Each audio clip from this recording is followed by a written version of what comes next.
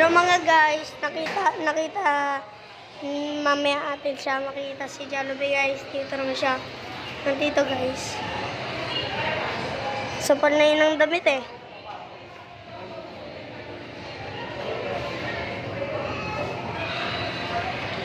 Parang natin guys. Si Jollibee. Nandiyan ka ba siya?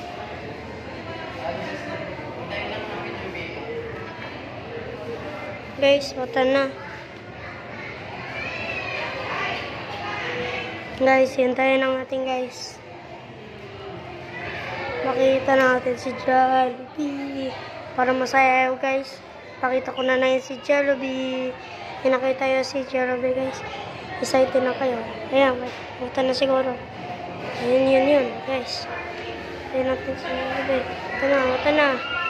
Ano guys.